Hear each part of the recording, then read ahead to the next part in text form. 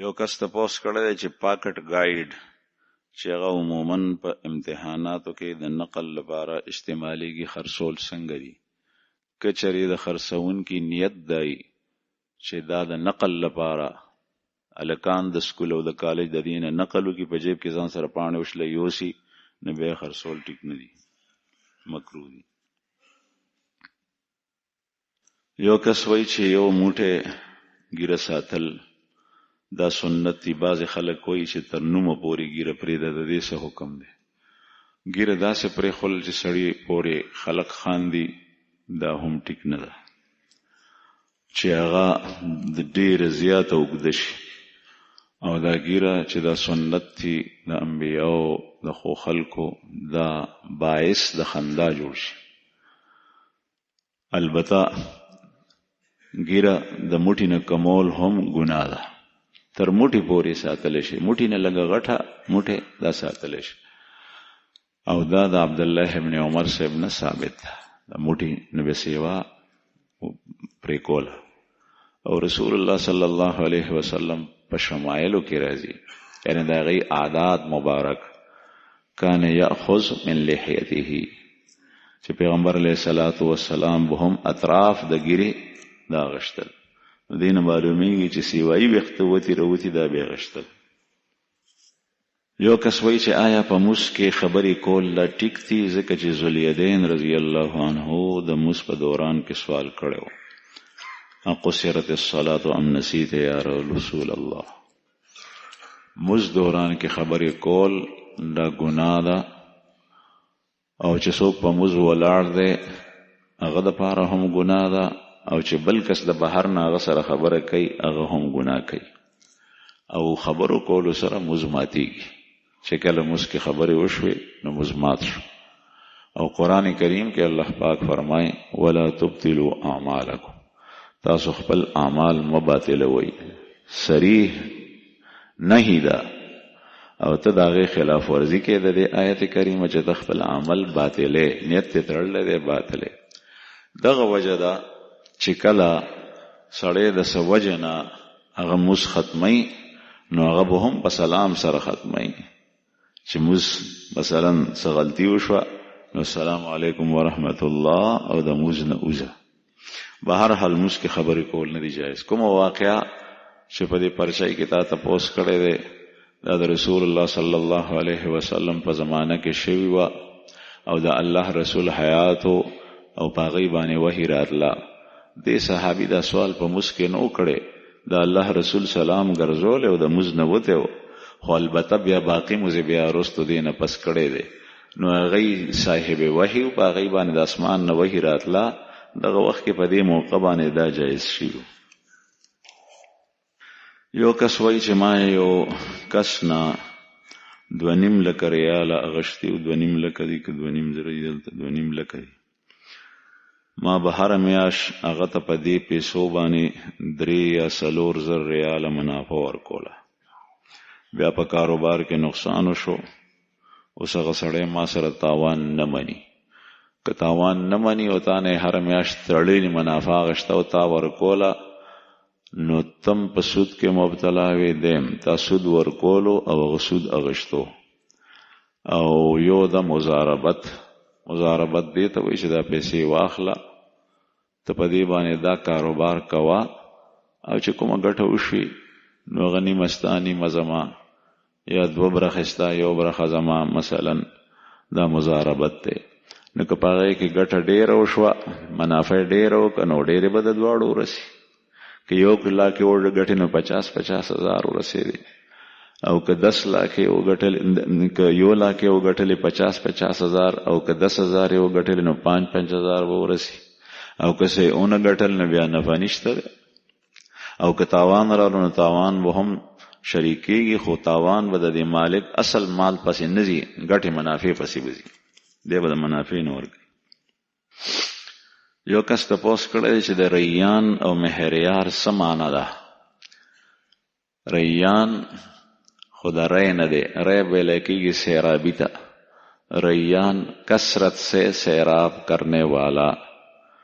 او په احادیثو کې د دې لفظ تذکره راغلی ده رسول الله صلی الله علیه وسلم فرمایي چې کوم خلق روزي ډېرې نیسي د الله نیکان بندگان، یعنی د فرض نه علاوه نفل هم ډېر نیسي، نو هغوی به په یو خاص دروازې باندې په جنت کې داخلیږي چې د هغې دروازې نوم دی باب الریان، او د دې نوم مناسبت د دې معنی سره هم دی ځکه چې په روژه کې هم سړی تږی شي نو دغه دروازې نه به خدای پاک داخلی چې د هغې معنی د سیرابي.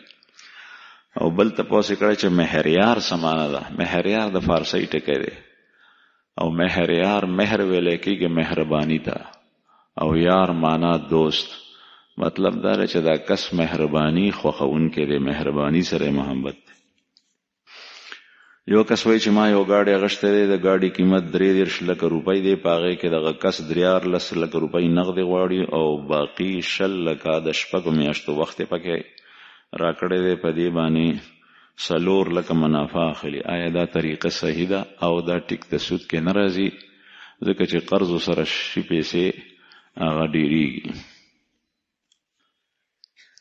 یو کس وایي چې د قرآن پاک په آخر کې چې کومه دعا لیکلی شوې ده اللهم ارحمني بالقرآن، آیا دا د حضور صلی الله علیه وسلم منقول ده؟ نه، بلکې دا دعا جوړه شوې ده، البته دعا ده غوستی شي که څوک غواړي، خو ختم په وخت کې دا دعا ضروري نه دی ویل، بیا د سره شروع که دا بهتر ده. یو کس وایي چې نن سبا فدیه څومره ده؟ فدیه د وړوکي اختر سرسایه هغه زه تاسو ته یو ټکی ویم او دا ځان سره وټکئ، ټول عمر دپاره ده. سرسایه 2 کیلو ده اوړه، 2 کیلو اوړه بس. د دې قیمت څوک څومره ښیي څوک څومره، تاسو په دې موبایل کې م وینئ، موبایل خو نه مفتي دی نه دارالافتا ده، خو به هر حال خلک یې ګوري نو په دې کې ورکوي. نو چا څومره پیسې ذکر کړي چا څومره. تاسو دا ټکی ځان سره وټکئ چې 2 کیلو اوړه تا ته د پرچون د دوکان نه دوکاندار په 100 روپو درکوي، نو چې هغه په 100 روپۍ کېږي هغه عمره سرسایه ته ورک. او چې کله دا سرسایه ته ورکې په هغه ورځ به د دې ریټ تپوس کې اسې نه چې تپوس دې په اوړي کې کړی و او د رمضان نه 3 میاشتې مخکې ور سرسایه اوس ورکې ځکه چې ریټ کې فرق راځي. نو چې په کومه ورځ یې ادا کې په هغه ورځ باندې د 2 کیلو د اوړو تپوس پرچون ریټ میل نه، ځکه چې ته چاته دا پیسې ورکې نو مثلا هغه یو غریب او فقیر سړی دی، هغه سره په کور کې اوړه نشته، هغه په دې باندې 2 کیلو اوړه اخلي، نو هغه به کوم ځای نه اخلي؟ میل والا خو یې نه ورکوي، هغه به اخلي د پرچون د دوکان نه، توک والا یې نه ورکوي. هغه سړی به په ده باندې دا 2 کیلو اوړه په 100 خرڅوي. نو تاسو وایي 2 کیلو اوړه په 100 دي پرچون کې، چې څومره ریټ وي هغه عمره به ورکوي. دا سرسایه هم ده، دا فدیه هم ده. یو کس هماغه تپوس کړی چې کوم مخکې تېر شي د ریان نوم څه معنی ده، معنی بیان شوه. بل تپوس یې کړی دی چې د تراوو کې سجده تلاوت پاتې شوه، نو په دې په موږ اثر خو نه پروزي. سجده تلاوت چې په موږ کې پاتې شوه نو خو ونه شول، د موږ سنت مطابق ونه شو، اجر کې کمی رالو، لیکن موږ دوباره کول نشته او نه دا سجده بهر کولی شي. یو کس وایي چې زما ښځه فوت شوې ده، معلومه نه ده چې د بیمارۍ دوران کې د هغې څومره روژې او څومره مونځونه قضا شوي او په کور کې هم چاته معلومات نشته، د هغې د مونځونو د روژو فدیه څنګه ورکم؟ نو تخمینه ولګو اندازه، او چې ستاسو په نظر کې کوم ډېره وي نو هغه ډېره ورکه. یو کس وایي چې د انهولر په استعمال سره روژه ماتیږي که نه؟ زما په خیال هغه دارو دی یادی چې کوم د پوزې په لار راښکې شي د ساه دپاره. بعضې خلکو ساه بندۍ تکلیف وي، هغه دا دارو په پوزه اخلي په بره یې راکاږي. نو که دا د هوا نه علاوه ذرات دننه ځي نو دې سره روژه کې فرق راځي، روژه ورسره ماتیږي. یو کس تپوس کړی دی چې صلات التسبیح یو سړی کوي نو چې غلط شي نو هغه سجده ساه ورسره مونځ ټیک کېږي که نه؟ صلات التسبیح کې غلطي مختلف قسمو سره ده او د هغې بدل بیا مختلف دی. که یو سړی نه په صلات التسبیح کې سجده پاتې شوه، رکوع ته پاتې شوه، قرات ته نه پاتې شو نو مونځ یې نه دی شوی، او که ده نه واجب پاتې شو نو سجده ساه ورسره ټیک کېږي. او کده په تسبیحاتو کې فرق رالو، یعنی په رکوع کې 10 ځله ویل پکار دو 15 ځله ووایي، نو چې کله د قومې ته سمع الله لمن حمده ته ودرېږي نو هغې کې لس ځله دي نو 15 ځله ته دې رکوع کې پاتې شوي دا دې سره ووایي نو 15 ځله دې ووایي هغه تعداد دې په بل رکن کې پوره کړي او سجده ساوي ته ضرورت نشته. یو کس وایي چې یو سړی وړوکې اودس ماتې وکړي او چې کله د هغې نه فارغ شو او استنجا یې وکړه د هغې نه پس 40-50 قدمه دی لاړو بیا 40-50 قدمه د اغشتو نه پس بیا د دنه د متیازو یا د مزي یا د منی 2-3 څاڅکي لاړل دی به څه کوي او داسې مات شو که نه او داسې به کوي که غسل کوي. داسې معلومیږي چې دا کس چې کوم تپوس کړی دی دا د وهم او وسوسو بیماری کې مبتلا دی ځکه چې ته مزي یا منی ذکر کړي دا نو دغه وخت کې منی نوزي بلکې مزي اوزي د متیازو سره یا د متیازو سره ودی اوزي مزیم نوزي دا مزیم نه ده منیم نه ده نو ته شک کې مبتلا یې ستا موز نه ماتېږي دا شک ته ستا که موز کوه سره ده دی چې تر څو پورې د داسې یقین نه شوی د متیازو په وتو باندې چې په هغې باندې ته قسم خوړی شي او که څوک درته وایي چې د طلاق وغورځو طلاق پې غورځولی شي د یقین نن سبا پته داسې لګي که چېرې دا شی نه نو بیا شک دی شک سره اودس تا نه ماتېږي موزونه کوه د شیطان مه منه. یو کس وایي چې یو سړی ما په سورلۍ کې کېنولو یعنې رکشه کې ما ته یې ویې زه کارخانو مارکیټ ته ځم چې هغه لال ته لاړو بیا واپس کېناستو ما سره ما ورته ته څه ته تللی وې ویې چرس مې اخېستل نو ویې چې دا کرایه په ما باندې حرامه ده او که حلاله ده تا دپاره دا کرایه حلاله ده البته که تا ته مخکې نه پته وه چې د چرسو اغشتو ته ځي نو بیا هم حرامه نه ده مکروه ده ځان ته نه ساته لیکن دغه وخت کې دا تا چې کومه طریقې سره کړي دي حرامېږي نه تا دپاره. یو کس وایي چې زه اعتکاف ته کېناستل غواړم په جومات کې چې کوم د خدمت ته د جماعت لکه درې اچول درې غونډول آیا زه د اعتکاف دوران کې دا کار کولی شم او که نه او کولی شم ستا په اعتکاف باندې څه اثر نه پروزي. یو کس وایي چې یو رکعت نفل مې وکړو سلام مې وګرځولو دویم نیت مې وتړلو ما ته یاد شول چې تا خو یو رکعت کړی دی نو دې رکعت سره مې بل رکعت یو ځای کو سجده سا مې وکړه نو مونځ مې وشو که دوباره به کوم نو که چېرې په زړه کې دې دا نیت کړی نو بیا دې مونځ شوی دی نو دوباره سجده سا به چې دې وکړه نو مونځ دې کېږي. دویم دا چې قبلې نه دې سینه نه ګرځولي. دریم دا چې چا سره دې پکې خبرې نه کړي. څلورم دا چې بل یو دنیایي کار دې په منځ کې د دې 2 رکعتونه دی. بل تپوس یې کړی دی چې پلار د خپل بېروزګاره زوینه چې هغه بالغ دی سړی دی د هغه د تپوس کولو نه بغیر د هغه سرسایه ورکړي نو سرسایه ادا شوه او که نه چې هغه بېروزګاره دی هغه سره څه نشته نو په هغه باندې سرسایه د سره واجب نه ده. د هغه صورت کې به تپوس کې چې کله په هغه باندې واجب وه چې واجب پې نه ده نو بیا دغسې ورکړي نو ټیک شوه. یو کس وایي چې واړه بول وکې نو د هغې نه پس به استنجا کې اودس به کې او که نه 100 قدمه به ګرځې بیا به د هغې نه پس استنجا کې نو که چېرې هغه ساعت ستا د بولو څاڅکي ختم شو ستا رګونه مضبوط دي مثانه دې مضبوطه ده او عموما سړی روغ وي نو بیا خو په اوبو سره استنجا وکړه اودس وکړه نو مونځ دې کېږي. او که ستا مثانه کمزوري ده ساسکې متیاز ډېر وخته پورې راځي نو بیا چې تر څو پورې ستا اطمینان نه دی شوی تر هغې پورې ته اودس مه کو. چې اطمینان دی وشي چې ساسکي بند شول نو بیا اودس وکړه. او داسې خلک ډېر کم وي ځکه چې د روغ صحت علامه دا ده چې څنګه د بول بند کړل رګونه مضبوط وي نو بیا بند شي بیا نه راځي. دا خبره ځکه کوم چې ډېر خلک د دې وجې نه په وسوسو کې مبتلا شي. یو کس وایي چې عقیقه سنت ته که واجب ده نو عقیقه سنت ته واجب نه ده. دویم وایي چې عقیقه دپاره قرض اخیستل څنګه دي. قرض به ورته نه اخلئ چې خپله پیسې د سره وي نو بیا وکړه. دریم تپوس کوي چې عقیقې نه کولو سره سړی ګناهګاریږي او کنا، نو چې کله واجب او فرض نه ده نو ګناهګاریږي نه. بل تپوس یې دا کړی دی چې د عقیقې دپاره به څاروی حلالی او کنه د وریجو دیګ پوخ کې هغې سره هم کار کیږي. عقیقه کې به څاروی حلالی او دا د رسول الله صلی الله علیه وسلم سنت دی.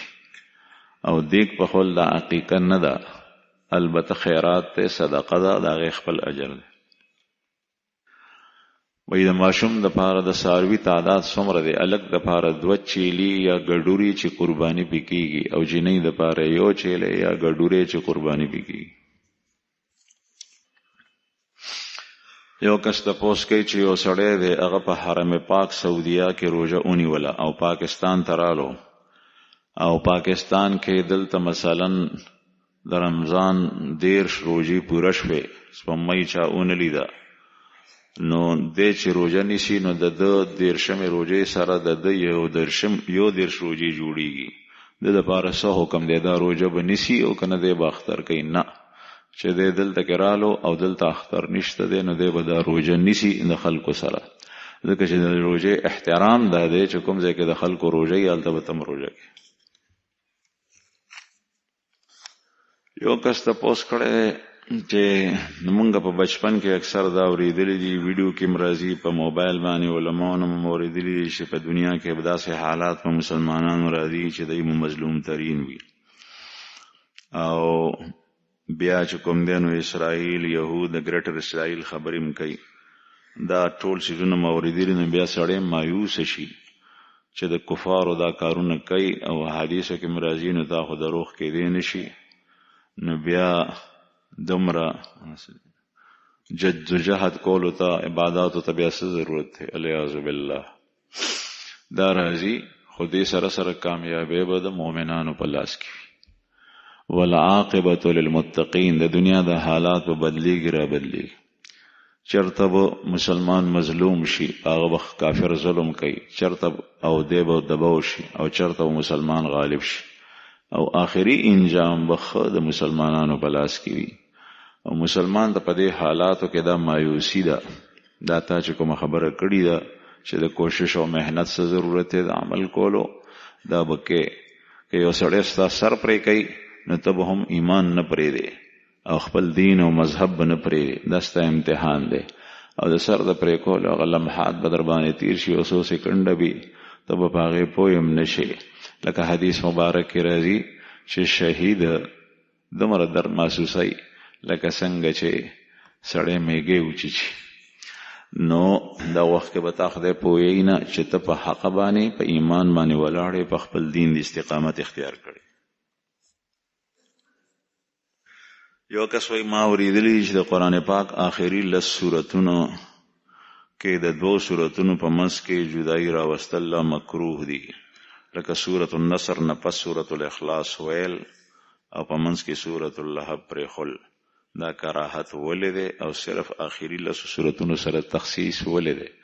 دا سورتونه چونکې واړه دي نو ځکه، باقي د دې ولې جواب دا دی چې د الله رسول داسې کړي دي.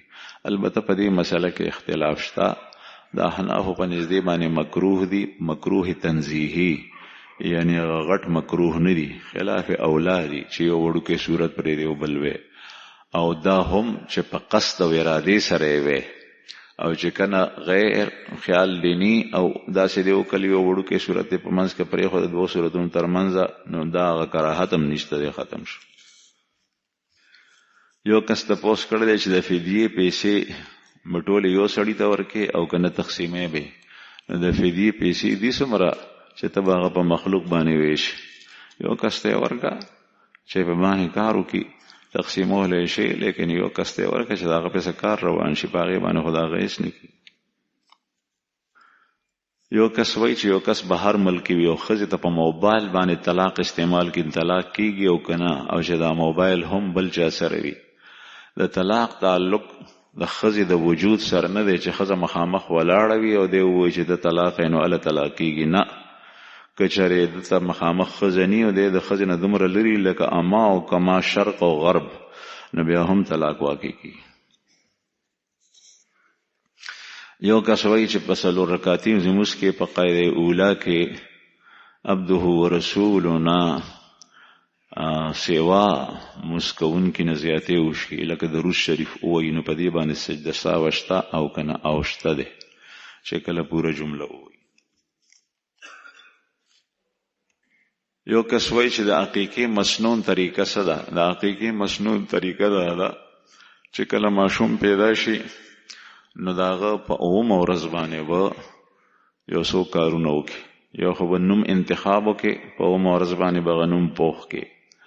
دویم داغه د سر ویښته به په نایي باندې پرې کې صفا به کې په چاړه باندې، او چونکې ماشوم دی نو پوخ نایي باندې چې زخمی نشي وړوکی. هغه ویښته به بیا دریم کار دا وکړي چې هغه به سپینو زرو سره وتلی او هغه سپین زر یا د هغې قیمت به چا فقیر او مسکین ته ورکړي. او څلورم کار به دا وکړي چې دغه نری څاروي به حلال کړي چې د کومو تذکره مخکې وشوه. بل تپوس یې کړی دی چې محمد زکریا او عبدالرحمن په دې دواړو نومونو کې کوم یو زیات ښه دی؟ دواړه مزیدار دي، محمد زکریا هم عبدالرحمن هم. البته وایي مور عبدالرحمن نوم کې دي، نو عبدالرحمن بیا د محمد زکریا نه هم ښایسته نوم دی، عبدالرحمن دی کې دي. یو کس وایي چې یو کس خپل خویندو ته حصه نه ورکوي نو د ده نیک اعمال حج عمره او نور اعمال الله پاک سره قبلیږي او که نه. د کومو څیزونو پته چې پیغمبر علیه السلام ورکړي ده نو هغه مونږ ویلی شو، د کومو چې نه دي ویلي نو هغه نه شو ویلی. هر یو عمل ځان ځان ته دی. حج د سړي ځان ته عمل دی، موزې ځان ته عمل دی، خویندو ته حصه ورکول دا ځان ته عمل دی. چې یو سړی خویندو ته حصه ورکوي نو دا مطلب نه دی چې دی موزم نه کوي، حج هم نه کوي، عمره دی نه کوي، دا دی کوي خو هغه چې کوم عمل کې دی کمزوری دی هغه دې وکړي، خویندو ته د حصه هم ورکړي، ځکه چې هغوی ته حصه نه ورکول لا ټیک نه ده. البته بعضې اعمال داسې دي چې د الله رسول فرمایلی دي چې ته دا عمل کې نو دا عمل دا بل عمل دې ورسره نه قبلیږي. مثلا حدیث مبارک کې راځي چې یو سړي شراب وسکل او بیا د شرابو نه دی توبه نو باسي نو 40 ورځو پورې مونځ نه قبلیږي. لم يتقبل الله له صلاة 40 صباحا. من شرب الخمر، یا چا شراب وسکل یو ځل نو 40 ورځې مونځ نه قبلیږي. بیا چې توبه وباسي نو الله جل شانه یې مونځ قبلی. او چې کله بیا دوباره شراب وسکي نو توبه یې ونه ویسته بیا یې وسکل نو 40 ورځو پورې مونځ نه قبلیږي. توبه بیا وسته ټیک شوه، کوي نه وسته بیا وسکل نو 40 ورځې 3 ورځې یا 4 ځله دا تذکر رسول الله صلی الله علیه وسلم کړي ده. په آخر کې بیا فرمایي د 3 ځل نه پس یا د 4 ځل نه پس چې اوس دې توبه هم وباسي نو توبه یې خدای نه قبلوي. او محدثین دا وایي د دې مطلب دا دی چې دی بیا کول نه پس چې کوم دی نو اوس د دا توبه نه ده، بلکې دی اصل لفظ د توبې استعمالوي او توبه نو باسي د توبې چې کوم، ځکه چې توبه کې شرایط هغه ما تاسو ته ذکر کړل. نو به هر حال دا حدیث کې ذکر راځي، او چې کوم حدیث کې د کوم یو عمل په باره کې دا ذکر نه راځي نو سړی د خپل ځان نه نشي ویلی. دا خو هغه کس ته دعوت ورکولی تا چې دا تپوس کړی دی. مثلا که یو سړی خویندو ته حصه نه ورکوي او ته هغه ته وایي چې حج دې نه قبلیږي، مونځ دې نه قبلیږي، نو هغه به وایي چې نه قبلیږي، نو زه بیا څه کوم چې مونځ کوم. نو دا به هم کوي او دا به هم کوي. یو ګناه نه په ډېرو ګڼو ګناهونو کې مبتلا شو، بیا به د الله جل شانه عبادت چوټ پرېږدي. یو کس وایي چې یو سړی روژه نشي نیوی د بیمارۍ په وجه او صحت هم څه امکان نی او فدیه هم نشي ورکولی، نو دی به څه کوي؟ دی د توبه وباسي. او دی چې کله روژې نشي نیوی نو دا خو د روان ورځو شپو حالت خو الله ته معلوم دی چې مستقبل کې څه کېږي. کېدای شي چې الله جل شانه دته صحت ورکړي نو بیا به د هغې روژو قضا خامخا نیسي. او فدیه چې کوم دی نو دا کېدای شي مالی حالت ښه شي، بعضې سړي سره اسم نی او هغه په 1 غنټه کې دننه چې کوم دی بادشاه شي، خزانې ورسره راشي، هېڅ پته نه لګي د دنیا مال څه شی دی، نو بیا به فدیه هم ورکوي. یو کس تپوس کړی دی چې په اعتکاف کې د سکول کار کولی شي او که نه، او په اعتکاف کې د سکول کار کولی شي لیکن د حرامو کارونو خبرې او علم زده کول په اعتکاف کې ټیک نه ده. او یا تصویرونو والا کتاب ځان سره وړل دا ټیک نه ده. د شرع خلاف کار چې وي هغه ټیک نه دی. البته د سکول جایز کار هغه کول جایز. بل کس تپوس کوي چې اعتکاف دوران کې د جماعت صفائی کول شي او کول شي، خو یو لوی ذخیره ځان ته په اعتکاف کې د نفلونو مزو او د تلاوتونو او د ذکرونو او د الله جل شانه ته د جړاو فریاد او د توبې دا ځان سره جمع کا. اسینی چې ته اعتکاف تکین او شپه ورځ بستا د کاری چې یا خوب یا خوراک او یا صفائی.